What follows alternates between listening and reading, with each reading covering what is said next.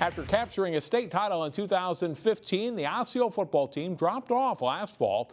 They'll look for a bounce-back season this year. Here's Jay Wilcox with today's training camp report. Osceo's players experienced the highs and lows the past 2 seasons. They won the state 6A title 2 years ago, but head coach Derrin Lamker moved on to Edina. Last fall, with Ryan Stockhaus taking over and a mostly brand new team, the Orioles slumped to 2-7. Now as the 2017 season dawns, a year makes a lot of difference for getting on the same page. Last year was a new beginning for the team, you know, like new coaching staff, new everything. It was all right for that, but this year we're more ready. We got more involved with the team, more involved with the coaching staff.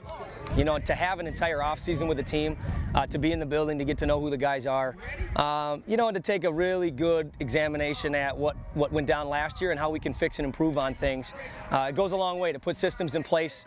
One real good thing to come out of last year, a lot of returning athletes saw extensive varsity playing time as younger players.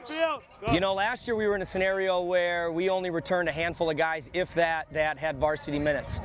So we were forced to play a lot of juniors last year. We were forced to play some sophomores last year, which puts us in a better situation this year, obviously, to have guys that know that game speed. The defense has good experience and skill.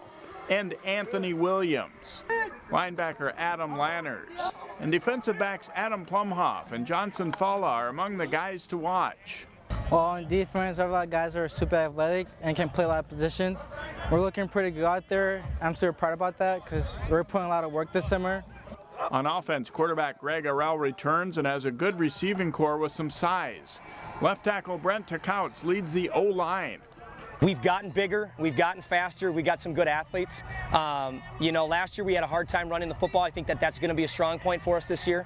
Osseo, which moves down to Class 5A for the playoffs this season, opens with a tough one against rival Maple Grove. Well, I'm super excited for that. Plymouth Grove is always fun, especially last year. We didn't come out how we wanted by losing. Hopefully this year we can change that and come with a W. We'll find out early if Osseo has a shot to bounce back from last season. Jay Wilcox, CCX Sports. Here's a look at the Orioles. 4 starters return on offense and 7 are back on defense. The Orioles get that early test against rival Maple Grove on August 31st. The game we'll have live for you here on CCX.